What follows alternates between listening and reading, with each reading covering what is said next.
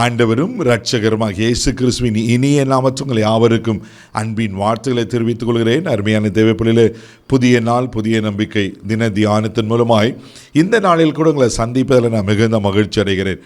அல்லேலூயா. இன்றைக்கு கூட கர்த்தர் நமக்கு கொடுக்கிற வார்த்தை என்ன?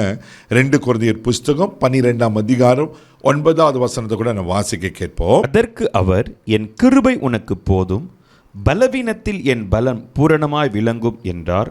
ஆகையால் கிறிஸ்துவின் வல்லமை என்மேல் தங்கும்படி என் பலவீனங்களை குறித்து நான் மிகவும் சந்தோஷமாய் மேன்மை பாராட்டுவேன். அல்லேலூயா. அப்போஸ்தலனாகிய பவுல் ஒரு அழகான ஸ்டேட்மெண்ட் சொல்ல பாருங்க. என் பலவீனங்களை குறித்து நான் மிகவும் சந்தோஷமாய் மேன்மை பாராட்டுவேன். நம்ம பலவீனத்தை குறித்து சந்தோஷப்படுவோமா? ஐயோ, எப்போ இந்த பலவீனம் நீங்கணும் தான் ஜெபம் பண்ணுவோம். பாருங்கள், இங்கே பவுல் சொல்கிறாரு, என் பலவீனத்தை குறித்து நான் மிகவும் சந்தோஷப்படுகிறேன் என்று. அந்த முந்தின பகுதியில் ஏன் அப்படி சொல்கிறான்னா, அந்த முந்தின பகுதியில் ஆண்டவர் வாக்கு பண்ணுறார். என்ன வாக்கு பண்ணுறாரு? ஓம் பலவீனத்தில் ஏன் பலன் பூரணமாக விளங்கும். அல்லேலூயா. என் கிருபை உனக்கு போதும். பவுலே, உனக்கு ஒரு முள் கொடுக்கப்பட்ட உண்மைதான். இங்கே பவுல் ஒரு ஜெபத்தை செய்வார். அதே 2 கொரிந்தியர் 12ஆம் அதிகாரம் 7வது வசனத்தை வாசிப்பீங்கன்னா அங்கே அப்படியே சொல்லப்பட்டிருக்கு. வாசிக்க கேட்போம். அன்றியும் எனக்கு வெளிப்படுத்தப்பட்டவைகளுக்குரிய மேன்மை நிமித்தம் நான் என்னை உயர்த்தாதபடிக்கு என் மாம்சத்திலே ஒரு முள் கொடுக்கப்பட்டு இருக்கிறது. நான் என்னை உயர்த்தாதபடிக்கு அது என்னை குட்டும் சாத்தானுடைய தூதனாய் இருக்கிறது. பாருங்களேன், என் மாம்சத்தில் ஒரு முள் கொடுக்கப்பட்டிருக்கு. அது சாத்தானுடைய தூதனாக இருக்கிறதுன்னு சொல்கிறாரு.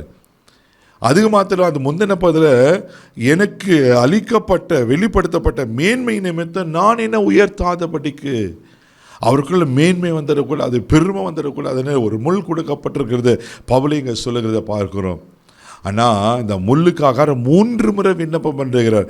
அதை 8வது வசனத்தை கூட நான் வாசிக்க கேட்போம். அது என்னை விட்டு நீங்கும்படிக்கு நான் 3 தரம் கர்த்தரிடத்தில் வேண்டிக் கொண்டேன். பாருங்க, 3 தரம் வேண்டிக் கொள்கிறேன் என்று சொல்லுகிறார். அப்போ தான் ஆண்டவர் சொல்கிறாரு, ஏய் பவுலே, முள்ளை பற்றி நீ பயப்படாத. ஆமென். முள்ளை பற்றி பயப்படாத.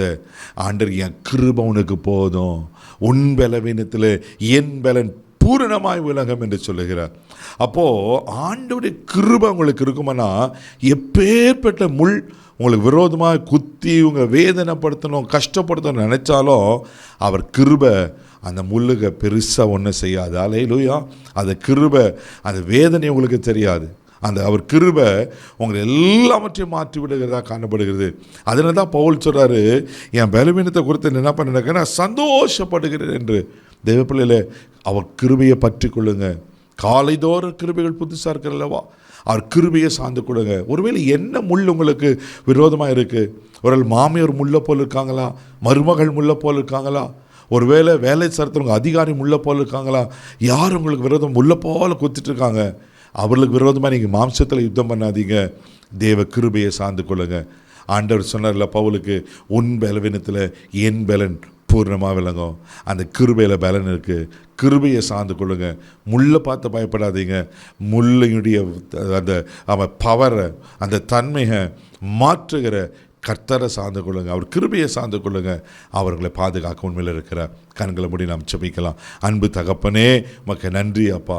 உன் பலவீனத்தில் என் பலன் பூர்ணமாக விளங்க சொன்ன கர்த்தர் அப்பா, யாருக்கு எப்படிப்பட்ட முள்ளினால் வேதனைப்படுத்தி கொண்டிருக்காங்களோ உங்கள் கிருபையை இந்த நாளில் ஏராளமாக அனுப்பபடியாக ஜெபிக்கிறப்பா. ஆண்டவரே, அந்த கிருபை அன்றே அதே பவுல் அது எனக்கு சந்தோஷமாக இருக்குன்னு சொன்னது போல் ஆண்டவரே உமக்கு ஸ்தோத்திரம். எங்கள் வாழ்க்கையில் இருக்கிற அந்த வேதனைகள், கஷ்டங்கள், துயரங்கள் ஆண்டவரே உமக்கு ஸ்தோத்திரம். மனுஷரால் வர எல்லா டார்ச்சர் மாறி எங்களை சந்தோஷப்படுத்து. உங்கள் கிருபையினால் முடிச்சு ஊட்டிக்கொள்ளும். இந்த நாள் முழுதும் கரமெடுத்து நடத்தும். உங்கள் தெய்வீக பாதுகாப்பாக போட்டுக்கிறேன். இயேசுவின் மூலம் ஜெபம் கேளும். ஆமே. அவர் கிருபை உங்கள் மேலே இருக்குது. தைரியமாக போங்க. God bless you.